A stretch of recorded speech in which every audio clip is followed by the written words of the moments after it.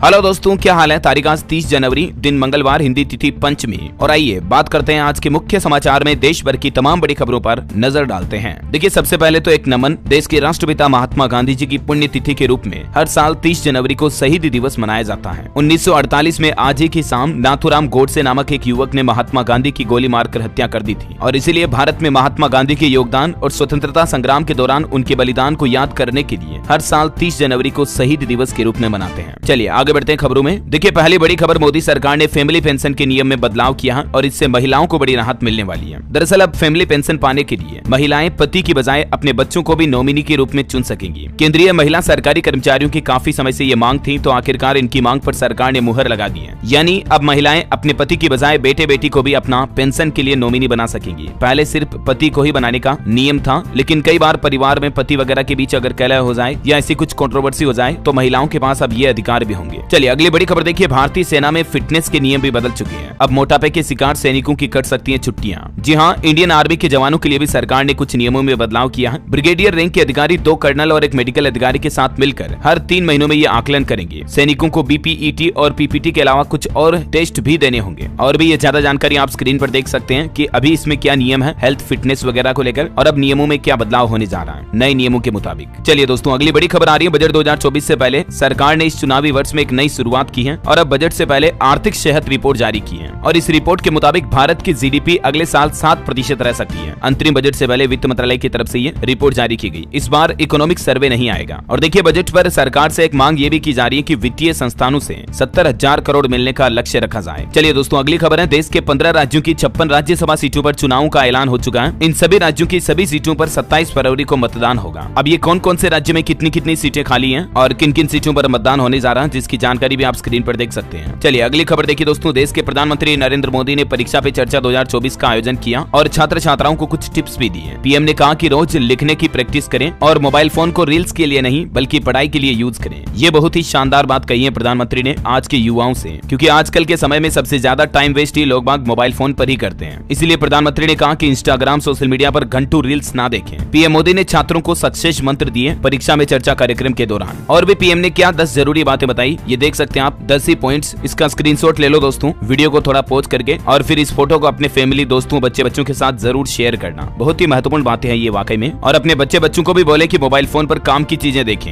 यूं ही फालतू में फेसबुक इंस्टाग्राम पर टाइम वेस्ट करने के बजाय तो कम से कम यूट्यूब पर डीएलएस न्यूज ही देख लो, क्योंकि आपको खुद को पता है, बताने की जरूरत ही नहीं है मुझे। क्योंकि दोस्तों इस डीएलएस न्यूज चैनल पर डेली मैं आपको कितनी काम की खबरें बताता हूँ। हर सरकारी न्यूज अपडेट हो, गवर्नमेंट का कोई बड़ा फैसला है, सरकारी नौकरियां, job vacancy, educational news update, current affairs, क्या कुछ नए नियम, बड़े बदलाव, सरकार क्या नई प्लानिंग योजनाएं बना रही है, देश दुनिया में क्या हो रहा है, कम से कम अपडेट तो रहते हो ना हर एक चीज से डीएलएस न्यूज के माध्यम से। अब आप कहोगे कि यार डीएलएस भाई खुद के मुंह से कितनी तारीफ करोगे और अपनी, पर आप तो करते नहीं हो, मैं खुद तो कर लूं। चलो अपनी बातें होती रहेगी, आगे बढ़ते हैं खबरों में। देखिए आप, सिमी को लेकर केंद्र सरकार ने बड़ा फैसला लिया। 5 साल तक के लिए इस पर लगा प्रतिबंध बढ़ा दिया है। जी हाँ, SIMI ये क्या है, सिमी, जिस पर 5 साल का और बैन लग चुका है गृह मंत्रालय की तरफ से। तो आपको बता दूं, इसका फुल फॉर्म है student Islamic movement of India, जो की एक इस्लामिक ऑर्गेनाइजेशन ग्रुप है स्टूडेंट्स का। उस पर सरकार ने 5 साल तक के लिए प्रतिबंध बढ़ा दिया, क्योंकि आतंकी समूह घोषित कर दिया सरकार ने इसे। चलिए अगली खबर देखिए आप, एक रिपोर्ट सामने आ रही है। आपकी नींद को लेकर रिसर्च आ रही है वैज्ञानिकों की कि खर्राटों की वजह से नींद में खलल आपकी याददाश्त को प्रभावित कर सकता है। हालिया ताजा साइंस की स्टडी में ये खुलासा हुआ है। स्लीप एपनिया की वजह से कॉग्निटिव हेल्थ पर असर पड़ सकता है और नींद में पड़ने वाली खलल की वजह से न्यूरो इन्फ्लेमेशन का खतरा बढ़ जाता है, जिससे मोटापा, ब्लड प्रेशर, कोलेस्ट्रॉल, वजन बढ़ सकता है और आपकी दिमागी क्षमता, याददाश्त भी कमजोर हो सकती है। और इसलिए वो कहते हैं ना कि नींद अच्छी लेनी चाहिए, हमेशा गहरी और अच्छी नींद लेनी चाहिए। और भी आप ये देख सकते हैं स्टडी में क्या क्या पाया है वैज्ञानिकों ने। चलिए अगली खबर है, राजस्थान सरकार ने एक नया नियम लागू कर दिया कि सरकारी कर्मचारी बिना किसी कारण अगर ऑफिस से बाहर गए तो फिर खेर नहीं। प्रशासनिक सुधार विभाग नकल कसेगा।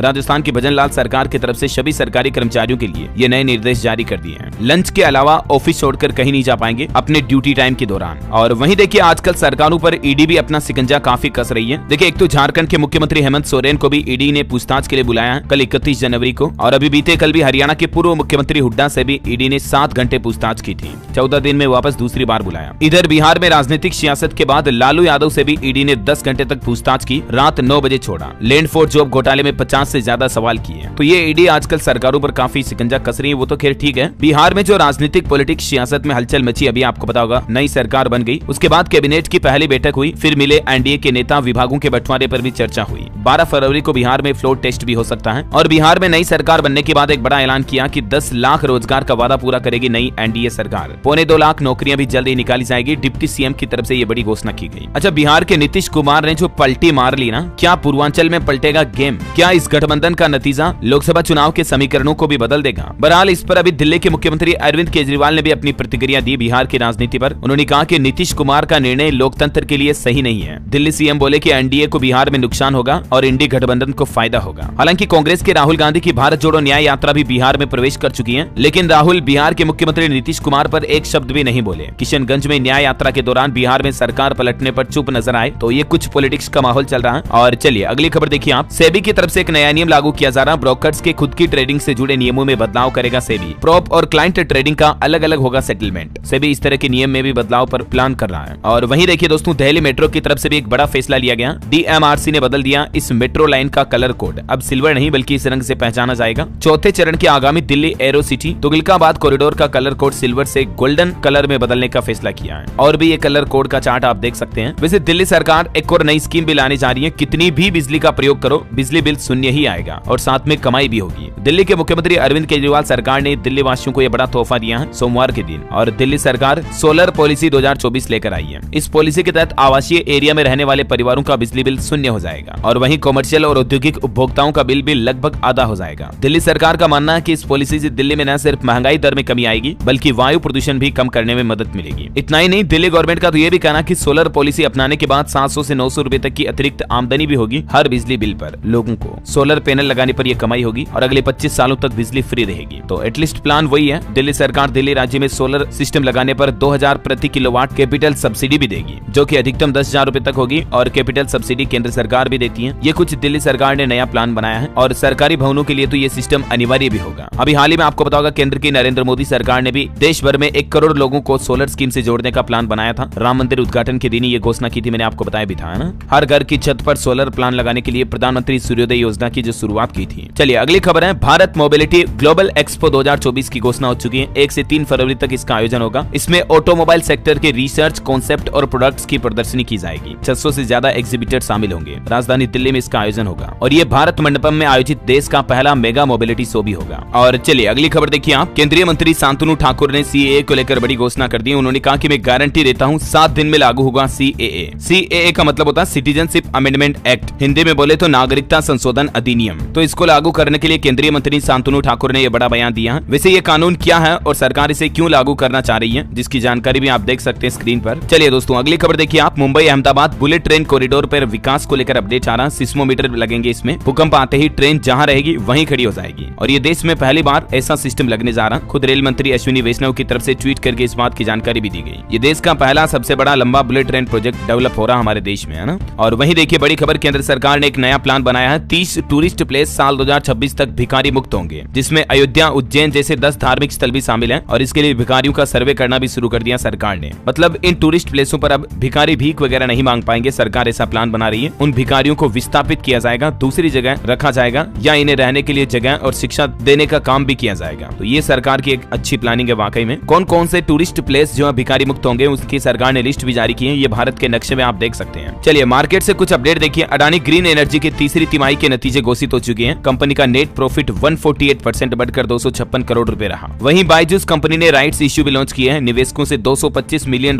की वैल्यूएशन पर 1663 करोड़ रुपए जुटाएगी कंपनी। और नई लॉन्चिंग पर खबर है, Realme 12 Pro 5G smartphone series launch हो चुकी है। शुरुआती कीमत 26,000 रुपए। ऑटो इंडस्ट्री से भी लॉन्चिंग पर खबर है कि सिट्रोन C3 एयरक्रॉस का ऑटोमेटिक ट्रांसमिशन मॉडल लगभग 13 लाख रुपए में लॉन्च हुआ है। इसमें आपको कई एक्स्ट्रा फीचर्स भी मिलेंगे। अच्छा अभी तो कुछ और महत्वपूर्ण और काम की खबरें जानेंगे। फिलहाल आज के मौसम समाचार पर नजर डाल लेते हैं। देखिए उत्तर प्रदेश, बिहार और उत्तराखंड में शीतलहर का अलर्ट। पहाड़ों में बारिश और बर्फबारी की भी संभावना है। 3 फरवरी तक उत्तर भारत में मौसम के कई रंग बदलाव देखने को मिलेंगे। उत्तर प्रदेश में भी अगले 3 दिन बारिश और ओले गिरने की चेतावनी जारी की है मौसम विभाग ने। कानपुर में सर्दी का 20 साल का रिकॉर्ड टूट गया। यूपी के 39 शहरों में अलर्ट जारी किया गया। बिहार में भी ठंड के कारण यात्रियों की परेशानी बढ़ रही है। कई सारी ट्रेनें भी लेट चल रही है। हरियाणा में 48 घंटे बाद फिर से कोल्ड डे की शुरुआत होगी। पश्चिमी विक्षोभ के प्रभाव से बारिश की भी संभावना है हरियाणा राज्य में। और दोस्तों हरियाणा के साथ ही पंजाब, चंडीगढ़ में भी शीतलहर चल रही है। 31 जनवरी से मौसम और बदलेगा। और देखिए कुछ पहाड़ी राज्यों पर बर्फबारी की भी संभावना है। हिमाचल में कल रात से ही गिरेगी बर्फ। शिमला सिटी सहित 6 जिलों में भारी हिमपात की चेतावनी है। और जम्मू कश्मीर में भी खत्म हुआ 2 महीने का इंतजार। कई ऊपरी इलाकों में हल्की बर्फबारी देखी गई। इस बार आपको पता होगा पहाड़ी राज्यों में बर्फबारी बहुत कम हुई है। इसके चलते हिमाचल के लोगों को बिजली का संकट भी झेलना पड़ रहा है और बिजली की कीमतें भी बढ़ सकती हैं। ऐसे संकेत भी मिलते हैं कि हिमाचल प्रदेश में बिजली दरों में अधिकतम 15% की बढ़ोतरी की संभावना है। और भी स्काईमेट वेदर की रिपोर्ट के मुताबिक अगले 24 घंटों के दौरान मौसम की संभावित गतिविधियों की जानकारी आप देख सकते हैं। चलिए आज के सराफा बाजार पर नजर डालें तो देखिए सोना महंगा हुआ, चांदी की चमक भी बढ़ी है। सोने का भाव 200 रुपए की तेजी के साथ 63,100 रुपए प्रति 10 ग्राम पर चल रहा है। चांदी की बात करें तो चांदी में भी 200 का उछाल आया और 76,400 रुपए प्रति किलोग्राम चांदी का रेट चल रहा है। दिल्ली सराफा बाजार का ये आंकड़ा है ना। और चलिए आगे बढ़ते हैं खबरों में। देखिए बड़ी खबर, मालदीव के राष्ट्रपति मुइज्जू की मुश्किलें बढ़ती जा रही हैं। भारत से विवाद के बीच मालदीव की सरकार गिरने का भी खतरा मंडरा रहा है। संसद में महाभियोग प्रस्ताव पास होगा। कल ही मैंने आपको बताया था कि मालदीव की संसद में किस तरह से लड़ाइयां हो रही हैं। अब मालदीव के प्रेसिडेंट के खिलाफ महाभियोग की तैयारियां भी शुरू हो चुकी हैं। 2 विपक्षी पार्टियों का फैसला है। और वहीं भारत की इकोनॉमी पर भी रिपोर्ट आ रही कि 5 नहीं बल्कि 7 ट्रिलियन डॉलर की अर्थव्यवस्था बनेगा हमारा भारत। अगले 3 साल में पीछे छूट जाएंगे जर्मनी और जापान भी। ये वाकई में हम सभी भारतीयों के लिए बड़े गर्व की बात है। और वहीं देखिए हरियाणा सरकार ने शानदार घोषणा की है। हर जिले में खुलेंगे वृद्ध सेवा आश्रम, 50,000 गरीबों को प्लॉट भी दिए जाएंगे। मुख्यमंत्री मनोहर ने नीतीश कुमार पर भी बयान दिया है। मैंने आपको जानकारी बताई थी ना कि एक तो हरियाणा के मुख्यमंत्री मनोहर लाल सरकार का कहना कि गरीबों को मुख्यमंत्री आवास योजना के तहत प्रदेश में पहले चरण में 50,000 प्लॉट आवंटित किए जाएंगे और इसके लिए आवेदन के लिए 2 दिन बाद ऑनलाइन पोर्टल भी शुरू कर दिया जाएगा। और हाल ही में हरियाणा करनाल से ई बस सेवा वगैरह भी शुरू की थी मुख्यमंत्री ने। अब एक और शानदार घोषणा की है कि बुजुर्गों के लिए वृद्ध सेवा आश्रम खोले जाएंगे जिनमें 50-50 बुजुर्गों की रहने की व्यवस्था होगी। और बिहार के सीएम को लेकर भी उन्होंने काफी तारीफ की है, देख सकते हैं आप। चलिए अगली खबर देखिए दोस्तों। रामलला की प्राण प्रतिष्ठा के बाद मुख्यमंत्री योगी आदित्यनाथ ने एक बार फिर से रामलला के दर्शन किए। राम मंदिर में वीआईपी दर्शन को लेकर मीटिंग की। 31 दिन में 11 राज्यों के मुख्यमंत्री उत्तर प्रदेश अयोध्या आएंगे और ऐसे में वीवीआईपी के दर्शनार्थियों के लिए 3 नए द्वार भी खोले जाएंगे राम मंदिर में। भक्तों को रामलला के करीब से कराए जाएंगे दर्शन। सीएम योगी ने मीटिंग में ये प्लान बनाया। और एक बड़ी रिपोर्ट देखिए दोस्तों, पिछले 4 दिन में 50,000 से भी ज्यादा रामलला की तस्वीरें बिकी। सिर्फ उत्तर प्रदेश अयोध्या मार्केट का आंकड़ा है ये। हर दिन 2 लाख श्रद्धालु दर्शन कर रहे हैं। और रामलला की तस्वीरों से रामलला के उद्घाटन के बाद से अयोध्या के मार्केट में व्यापारियों की भी काफी चांदी हो रही है। इधर कृष्ण जन्मभूमि मामले में भी अदालत ने बड़ा फैसला लिया है। ईदगाह कॉम्प्लेक्स के सर्वे पर रोक जारी रहेगी। उत्तर प्रदेश के मथुरा में जारी इस विवाद पर सुप्रीम कोर्ट की तरफ से ये अहम फैसला सुनाया गया कि इस पर लगा स्टे ऑर्डर जारी रहेगा। और वहीं वाराणसी में ज्ञानव्यापी केस पर भी हिंदू पक्ष की सुप्रीम कोर्ट में याचिका लगाएगी। शिवलिंग और वजू स्थल के सर्वे की मांग कराएगी। मई 2023 में इस पर सुप्रीम कोर्ट ने रोक लगाई थी। और राम मंदिर की प्राण प्रतिष्ठा में शामिल हुए मुख्य इमाम के खिलाफ फतवा भी जारी हो चुका है। बहिष्कार के साथ उन्हें जान से मारने की धमकी भी दी जा रही है। अयोध्या में 22 तारीख को रामलला के प्राण प्रतिष्ठा समारोह में ऑल इंडिया इमाम ऑर्गेनाइजेशन के मुख्य डॉक्टर उमेर अहमद भी शामिल हुए थे। तो उनके बाद अब इन्हीं की समाज ने इनके खिलाफ फतवा जारी कर दिया। देखिए ये मतलब मुस्लिमों की क्या सोच है। उसके बाद से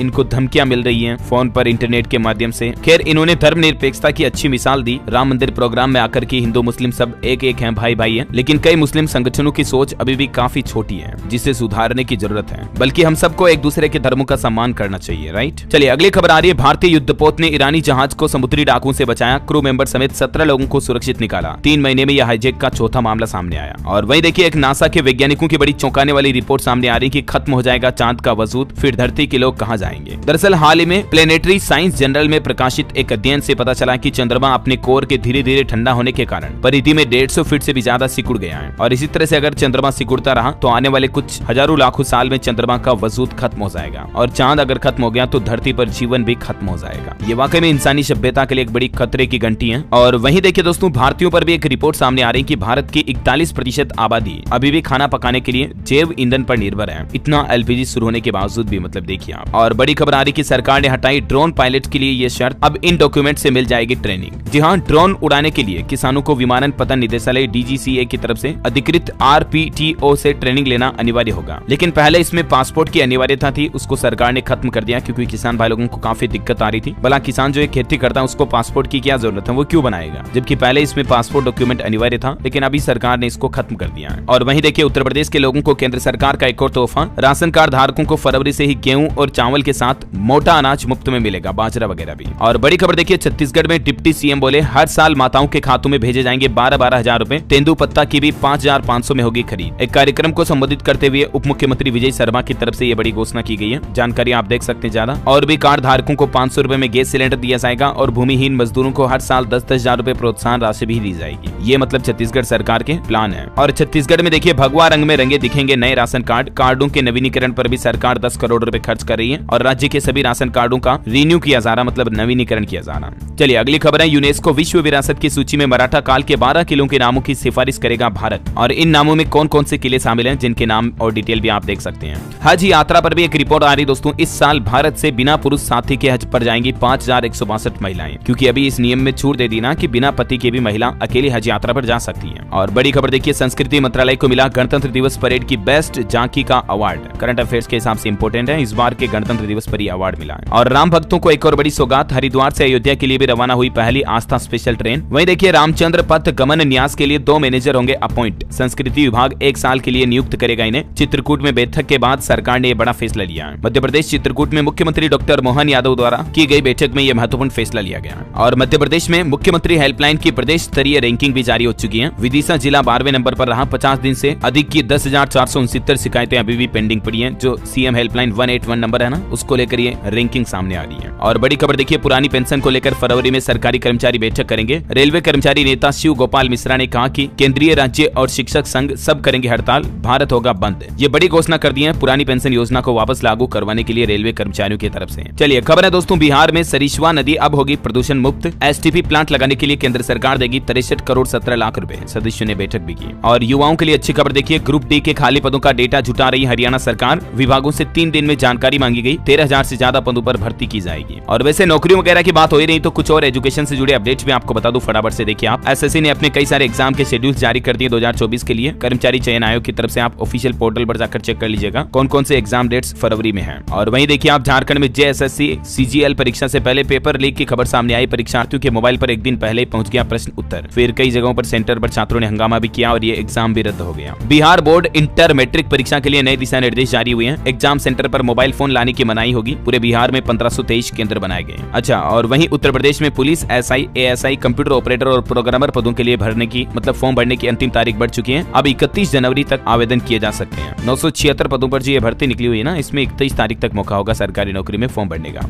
अच्छा, झारखंड सिविल सर्विस एग्जाम का नोटिफिकेशन भी जारी हो चुका। इसमें भी फॉर्म भरना 1 फरवरी से शुरू हो जाएंगे। आयु सीमा में 7 साल की छूट दी गई, जो मैंने आपको बताया भी था पहले ही। 29 फरवरी इसकी लास्ट डेट रहेगी, ठीक है। और उत्तराखंड सरकार का भी फैसला है। विद्यालयों में 4th श्रेणी कर्मचारियों के पदों पर होगी भर्ती। 5वीं पास भी आवेदन कर सकेंगे। और आउटसोर्स के इन पदों के लिए आरक्षण की व्यवस्था भी लागू रहेगी। जल्द ही इस भर्ती के लिए नोटिफिकेशन जारी होगा और फॉर्म भरे जाएंगे, तो मैं आपको बता दूंगा जानकारी। वही देखिए, यूपी लखनऊ विश्वविद्यालय में शुरू होगा हिंदू अध्ययन केंद्र, जहां सनातन वैदिक संस्कृति का पाठ पढ़ाएगा विश्वविद्यालय। और लखनऊ में 31 जनवरी को कल रोजगार मेला भी लगेगा। 24 कंपनियां 3,500 पदों पर करेगी भर्ती। सुबह 9 बजे से शुरू होगा रजिस्ट्रेशन। लखनऊ के राजकीय औद्योगिक प्रशिक्षण संस्थान अलीगंज के अंदर यह रोजगार मेले का आयोजन होगा। और खबर देखिए आप, उत्तर प्रदेश में एनएचएम वैकेंसी भी निकली हुई है। हेल्थ विभाग में बिना परीक्षा नौकरी पाने का मौका। 5,582 पदों पर वैकेंसी निकली हुई है। ये आयुष्मान भारत स्कीम का एक हिस्सा है। और भी इस वैकेंसी से जुड़ी ज्यादा जानकारी आप देख सकते हैं स्क्रीन पर। चलिए दोस्तों, अगली खबर है, हरियाणा के मुख्यमंत्री ने 200 गज का पैतृक घर भी दान कर दिया। मनोहर लाल खट्टर बोले कि ये माता पिता की निशानी है। हरियाणा में पंचायतों और नगर निकायों को भी बड़ा झटका लगा है। सीएजी प्रमाणित ऑडिटर्स ही अब ऑडिट करेंगे। जो केक के ऑडिटर्स है ना, उनके द्वारा ऑडिट किया जाएगा। गड़बड़ी मिलने पर जवाबदेही भी तय होगी। मनोहर लाल सरकार की तरफ से ऑर्डर जारी हो चुका है। और वहीं देखिए, पंजाब के भगवंत मान सरकार की बड़ी घोषणा, 30 लाख परिवारों को घर पर मिलेगा आटा और गेहूं। पंजाब सरकार अगले महीने फरवरी से ही होम डिलीवरी शुरू करने की तैयारी में है। और 670 करोड़ रुपए का बजट भी रखा है इसके लिए। पंजाब में आम आदमी पार्टी का बड़ा संगठन विस्तार भी देखा जा रहा। लोकसभा चुनाव से पहले 500 छोटे बड़े पदों पर नियुक्तियां की जाएगी। और खबर देखिए आप, गुजरात के अंकलेश्वर में श्री राम के पहरेदार बने योगी मोदी। 20 लाख की लागत से बनाया गया मंदिर। दरवाजे पर लगाई गई प्रधानमंत्री और मुख्यमंत्री योगी आदित्यनाथ की प्रतिमाएं भी। ये तस्वीरें आप देख सकते हैं। कहा तो ये गुजरात में एक मंदिर में लगाई गई है। और देखिए, बॉलीवुड से खबर है, 20 करोड़ में बनी हनुमान फिल्म ने अब तक 250 करोड़ से भी ज्यादा की कमाई कर ली है। अब इसके सीक्वल पर 1000 करोड़ खर्च करने की तैयारी में है प्रोड्यूसर्स। और वहीं आपको बताऊंगा दोस्तों, कल ही मैंने आपको बताया था कि 69वें फिल्म फेयर अवार्ड्स की घोषणा हो चुकी है। एनिमल फिल्म के लिए रणवीर कपूर को बेस्ट एक्टर का अवार्ड मिला, तो आलिया भट्ट बेस्ट एक्ट्रेस भी बनी। 12th फेल बेस्ट फिल्म भी बनी। लेकिन इस फिल्म फेयर अवार्ड्स में शाहरुख खान को बेस्ट एक्टर का अवार्ड नहीं मिला, तो उनके फैंस भी सोशल मीडिया पर भड़क गए। खैर, अवार्ड तो एक को ही मिलना, सभी को देना तो पॉसिबल है नहीं, है ना। और चलिए अंत में आज के राशिफल पर नजर डालते हैं। देखिए, वृषभ राशि के लोग चिंता छोड़कर अपने काम पर ध्यान दे तो बेहतर होगा। कन्या राशि के लोग जीवन में संतुलन बनाए रखें। मेष राशि के लोगों को नौकरी मिल सकती है, आज कोई अच्छी खबर मिलेगी। कर्क और वृश्चिक राशि वालों को रुका पैसा मिलने के भी योग बनेंगे। और बाकी राशियों के लिए भी आज का दिन सामान्य रहेगा, है ना। और दोस्तों, आप मुझे कमेंट करके बताइए कि